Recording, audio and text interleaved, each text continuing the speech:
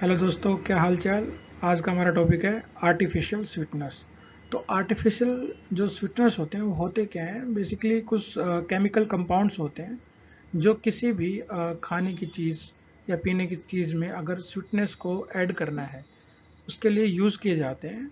And the most important point is कि जो calories जो होती हैं वो इनमें बहुत कम होती हैं।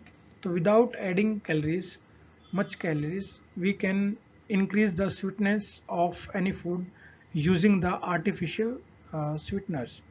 तो बेसिकली हमारे पास 5 टाइप्स के इम्पोर्टेंट जो एग्जाम पॉइंट ऑफ व्यू से इम्पोर्टेंट स्वीटनर्स हैं वो डिस्कस करेंगे।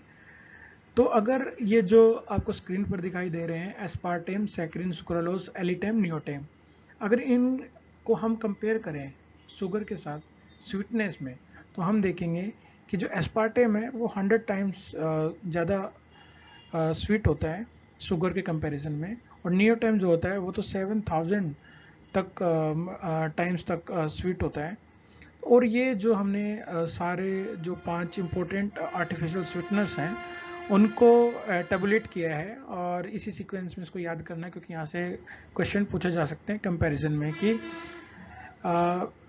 एस्पार्टेम और नियोटेम में which one is more potent sweetening agent. So इस टाइप से क्वेश्चन RS प्री में भी पूछा गया है और पूछे जा सकते हैं और आगे फ्यूचर में एग्जाम्स में भी। तो ये हमें जो टेबल है ये याद करनी पड़ेगी, और इसके लिए बाद में लास्ट में एक निमोनिक्स बताऊंगा ताकि थोड़ा सा इजीली याद कर पाओ।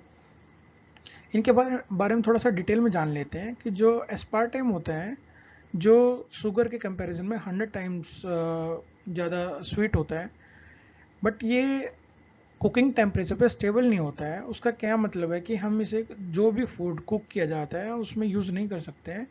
तो इसको हम कोल्ड बेवरेजेस और फूड्स में ही यूज़ कर सकते हैं जिसको कुक नहीं किया जाता है, क्योंकि इसमें कैलोरी बहुत कम होती हैं, इसलिए इसी स्वीटनिंग एजेंट को बहुत ज़्यादा यूज़ किया जाता है। सेकेंड नंबर पे सैकरिन आता है जो कंपैरिजन शुगर में 550 टाइम्स ज़्यादा स्वीट होता है। ये as compare to aspartame stable होता है कुकिंग टेम्परेचर में, तो इसको फूड में यूज़ किया जा सकता है जिसको कुक किया जाता है। इसका जो एक इम्पोर्टेंट पॉइंट है इसके बारे में याद रखने का कि जो डायबिटिक पेशेंट्स जो होते हैं वो इसको ज़्यादा यूज़ करते हैं, बिकॉज ये ह्यूमन बॉडी में एब्जॉर्ब नहीं होता है। तो ऐसा आर्टिफिशियल स्वीटनर और स्वीटनिंग एजेंट जो डायबिटिक पेशेंट यूज़ करते हैं क्योंकि वो ह्यूमन बॉडी में एब्जॉर्ब नहीं होता, वो है सैकरिन। ठीक है। इसके बारे में एक और पॉइंट है कि इसको ऑर्थोसल्फोबेंजामाइड भी बोला जाता है। ये किसी PYQ से उठाया हुआ टर्मिनोलॉजी है। ये किसी एग्ज़ाम में छोटे एग्ज़ाम में पूछा गया है, तो इसको बस इंक्लूड कर लिया है कि कभी रिपीट ना हो या किसी NCERT में कहीं किसी बुक में मेंशन है तो पता चले कि इसको फिर कभी पूछा जाए, रिपीट हो जाए, तो इसलिए इसको इंक्लूड किया गया है। याद हो तो ठीक है, अदरवाइज चलेगा।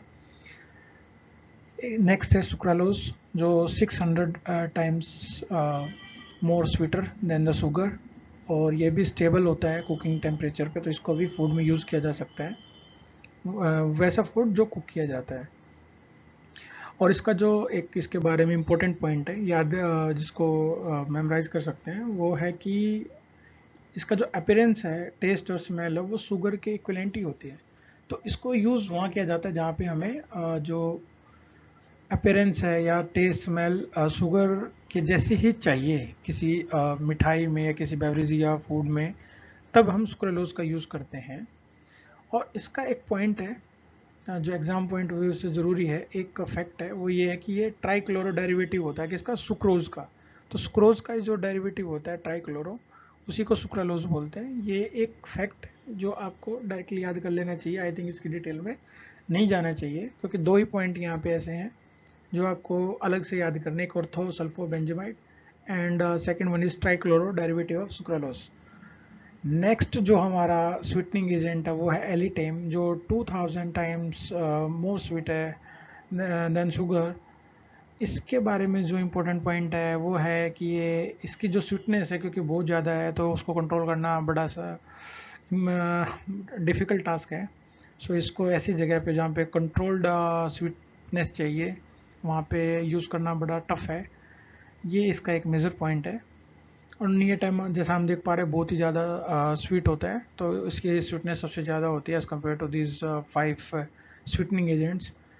और अगर इनके बेनिफिट्स की बात करें, क्योंकि मैंने बताया कि कैलोरी बहुत कम होती है, कैलोरी कम है तो वेट भी कम गेन होगा, ब्लड शुगर को ये डिस्टर्ब नहीं करता है। टूथ डिके जो होता है उसमें भी इसका बहुत ही कम रोल होता है, उसको ये इस स्वीटनिंग एजेंट्स की वजह से टूथ डिके नहीं होता है। जैसे कोई अगर कोई भी प्रोडक्ट्स आपने ऐसा लिया जिसमें ये स्वीटनर्स यूज़ किए गए हैं तो वो टूथ डिके का को कॉज नहीं करेगा।